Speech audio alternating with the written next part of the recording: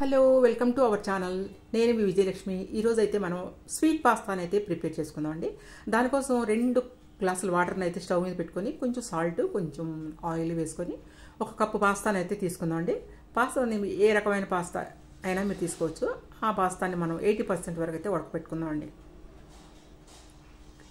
80% వరకు ఉడికితే సరిపోతుంది. ఇంకొక 20% మనకు మిల్క్లో ఉడుకుతుందండి.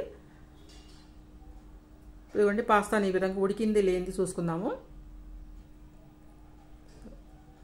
ఎలా కట్ అవుతుంది అని చూసుకుంటే మాత్రం మనకు తెలుస్తుంది.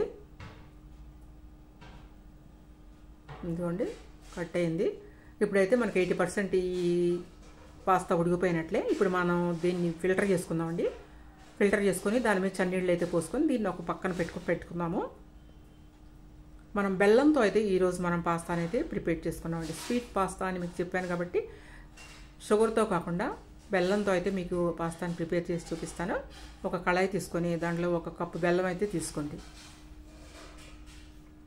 ఇదిగోండి 1 కప్పు, ఇది కప్పు బెల్లం తీసుకొని దాన్ని కొంచెం వాటర్ పోసి స్టవ్ మీద పెట్టి కరిగే వరకు పెట్టుకుందామండి. మనకి పాకం అయితే రాక్కర్లేదు, కరిగే వరకు అయితే వాటర్, ఎందుకంటే దాంట్లోనే డస్ట్ పార్టికల్స్ అన్నీ అడుగున వచ్చేస్తాయి కాబట్టి మనం వడగొట్టుకుంటాము. ఈ విధంగా మరిగిన తర్వాత మనం పక్కన పెట్టేసుకుందాం దీన్ని. ఇప్పుడైతే ఒక పాన్ తీసుకొని దాంట్లో కొంచెం బటరు కొంచెం నెయ్యి 2 వేసుకుందామండి. మనం చేసుకునేది బెల్లంతో కాబట్టి స్వీట్ పాస్తా కాబట్టి కొంచెం నెయ్యి వేసుకుంటే చాలా బాగుంటుంది. అందువల్ల నేనైతే 1 స్పూన్ నెయ్యి వేసాను, 1 అర స్పూన్ బటర్ కూడా వేసాను. ఈ 2 మెల్ట్ అయిన తర్వాత గోధుమ పిండి 1 టేబుల్ స్పూన్ వరకు గోధుమ పిండి వేసానండి. దీంట్లో మైదా వేసుకుంటారు, లేకపోతే కార్న్ఫ్లోర్ వేసుకుంటారు, కానీ నేను గోధుమ పిండి వేసానండి. గోధుమ పిండి వేసుకొని తర్వాత మనం ఉడకబెట్టుకున్న కార్న్ 1 కప్పు, చిన్న కప్పు వరకు అయితే కార్న్ వేసుకున్నాము. జీడిపప్పులు బాదం పప్పులు కూడా వేయించి అవి కూడా యాడ్ చేసుకున్నానండి. కొంచెం ఆర్గానో అది కూడా మనం కొంచెం వేసుకుందాము. ఇప్పుడైతే మనం కలుపుకుందాం, మొత్తాన్ని ఇలా వేయించుకుందామండి.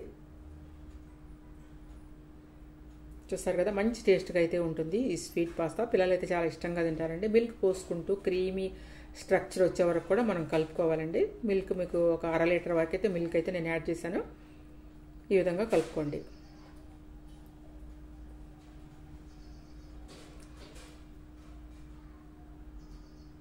గోధుమ పిండి కూడా కొంచెం వేయించుకోవాలండి. నెయ్యిలో వేయించుకున్నాము. ఇప్పుడైతే కొంచెం ఇలాచీ పౌడర్ 1 స్పూన్ ఇలాచీ పౌడర్ అయితే వేసుకున్నాము. చిన్న స్పూన్ అండి, అంతవరకు వేసుకొని మొత్తాన్ని అయితే మరిగిద్దామండి. ఈ విధంగా ఇప్పుడు మనం వడగొట్టి పెట్టుకున్న పాస్తాని అయితే ఇప్పుడైతే యాడ్ చేసుకుందాం. ఇదిగోండి దీంట్లో అయితే పాస్తాని యాడ్ చేసేద్దాం. మొత్తం అన్నీ అయితే ఉడకనిద్దామండి. చూసారు కదా ఎంత ఎమ్మీగా ఉందో. మనమైతే క్రీమీ పాస్తా చేసుకుంటాము, ఇవన్నీ వైట్ పాస్తా చేసుకుంటాము, ఇవన్నీ చేసుకున్నాం కదా. ఈరోజు మనం స్వీట్ పాస్తా బెల్లంతో అయితే ఆరోగ్యరీత్యా అయితే నేను బెల్లం అయితే వాడాను. అది చాలా టేస్ట్గా కూడా ఉంటుందండి. అంటే పాల తాలికలు అని ఉంటాయి కదండి, మనం బియ్యం పిండితో చేస్తాము, ఆ టైప్లో అయితే ఉంటుంది. దాన్ని మరిపిస్తుంది కొంచెం. ఇదిగోండి మీరు ఇప్పుడైతే ఉడకనివ్వండి బాగా, దీన్ని మిల్క్లో పాస్తా ఉడకనివ్వండి.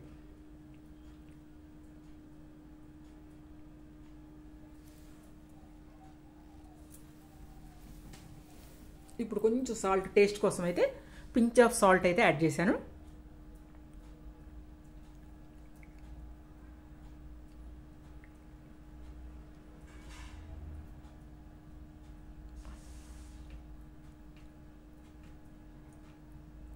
వండి ఉడకనివ్వండి బాగా. చూసారు కదా ఎమ్మీగా ఉంది కదా మీకు. మనం దీంట్లో ఎంత మట్టికి మనం స్వీట్ అయితే యాడ్ చేయలేదు, బెల్లం.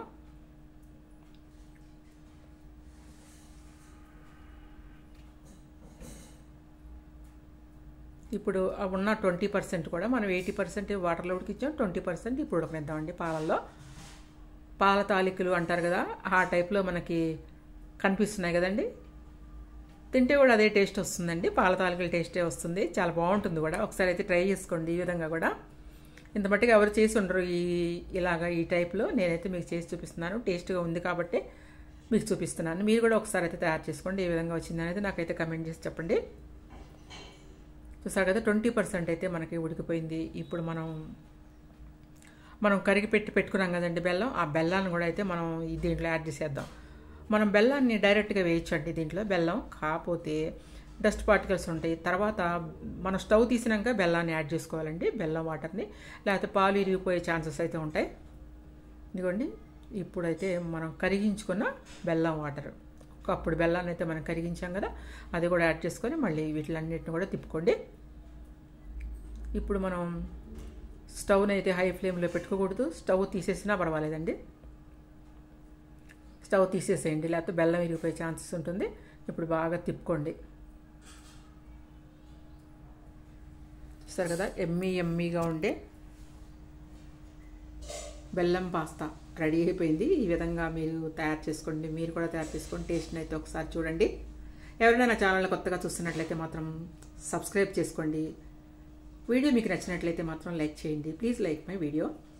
ఈ విధంగా మనం బెల్లాన్ని కూడా యాడ్ చేసామండి. చూసారు కదా, టేస్టీగా ఉండే బెల్లం పాస్తా రెడీ అయిపోయిందండి. స్వీట్ బెల్లం, మనం పంచదార కూడా వేసుకోవచ్చండి ఈ ప్లేస్లో, కానీ మనం ఆరోగ్యరీత్యా బెల్లాన్ని అయితే ఉపయోగించాం.